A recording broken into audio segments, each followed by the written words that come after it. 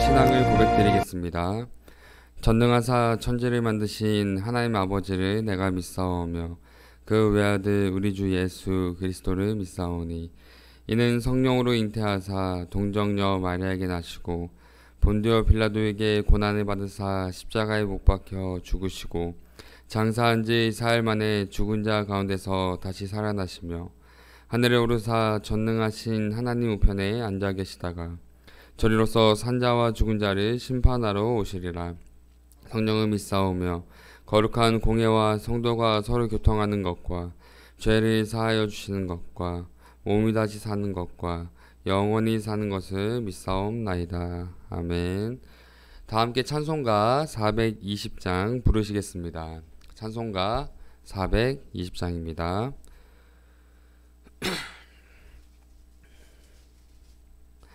너 성결케 위해 늘 기도하며 너 주 안에 있어 늘 성경 보고 온 형제들 함께 늘 사귀면서 일하기 전마다 너 기도하라.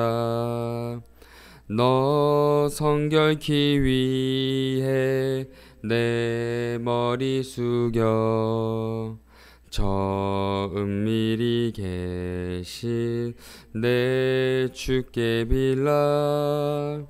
주 사귀어 살면 주 닮으리니 널 보는 이마다 주 생각하리.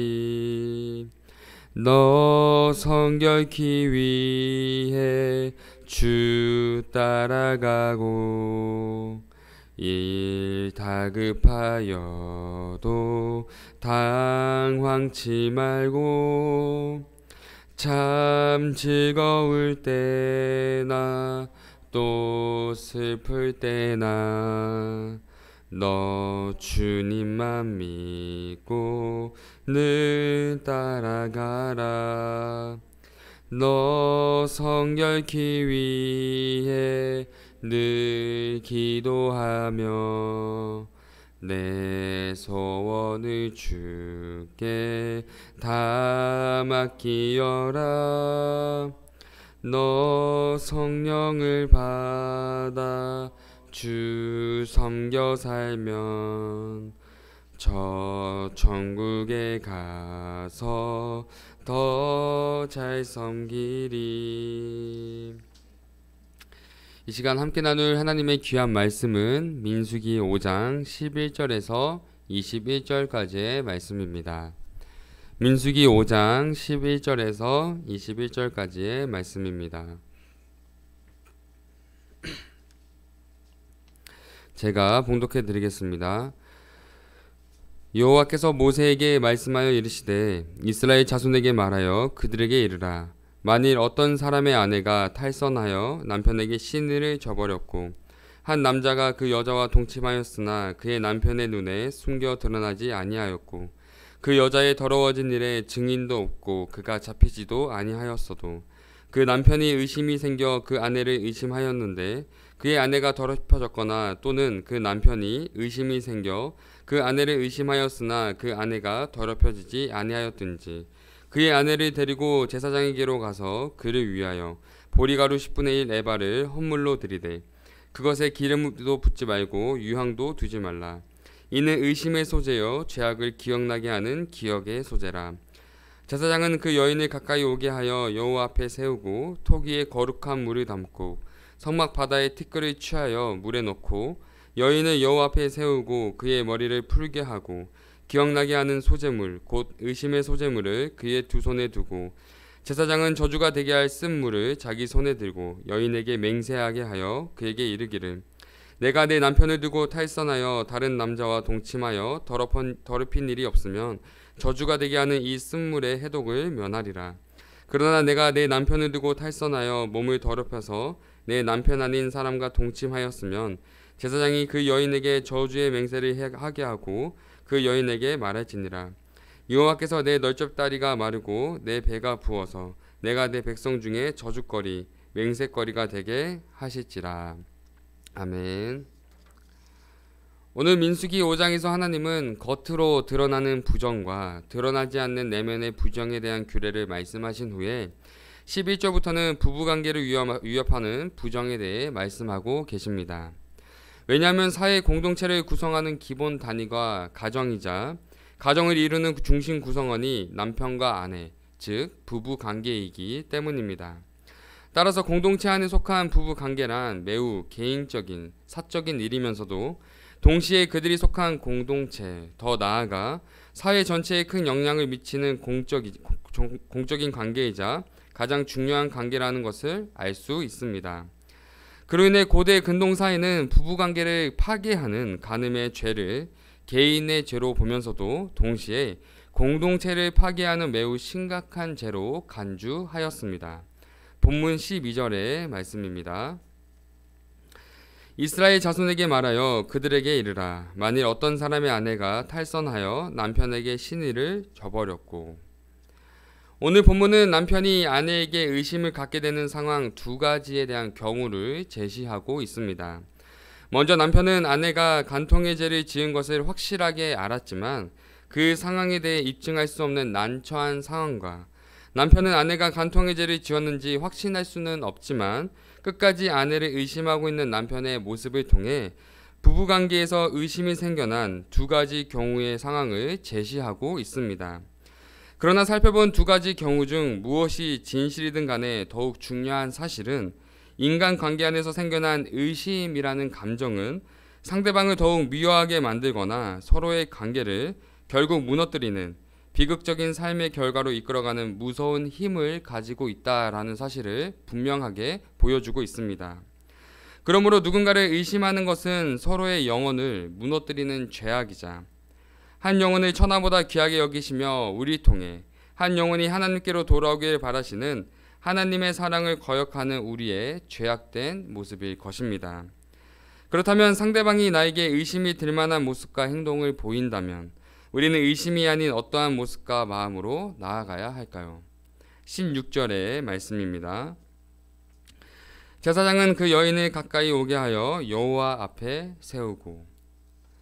본문은 간음의 죄로 인해 남편에게 의심받는 아내를 제사장 앞으로 데려와 의심의 소재를 드리라고 말하고 있습니다. 왜냐하면 죄를 짓지 않은 사람이 죄를 지은 사람을 의심하게 됨으로써 그 또한 다른 죄를 짓게 되는 궁극적인 원인이 되기 때문입니다. 그로 인해 본문에서 의심의 소재라고 불리는 이 제사는 아내를 의심하는 남편을 위해 제정된 제사처럼 보이지만 사실은 남편에게서 아내를 법적으로 보호하기 위한 조치이자 의심으로 인해 더욱 발생될 많은 죄를 막기 위한 하나님의 은혜의 방편임을 깨달아야 합니다. 그러므로 우리 또한 삶 속에서 누군가를 의심하고 미워하는 상황을 마주하게 되었을 때 그 대상을 향해 나의 감정과 생각을 앞세우는 것이 아니라 나와 함께하고 계시며 나의 모든 마음을 아시는 하나님께 나아가 나의 마음과 생각, 감정과 모든 상황을 맡겨드리는 겸손한 삶의 자세를 보여야 합니다. 왜냐하면 하나님이 모든 인류의 역사를 주관하시고 다스리시는 유일한 심판자이시기 때문입니다. 본문 30절 하반절의 말씀입니다. 여호와 앞에 두고 제사장이 이 법대로 행할 것이라. 본문은 16절, 18절, 25절, 30절을 통해서 이 모든 규례가 계속해서 여호와 앞에 있음을 강조하고 있습니다.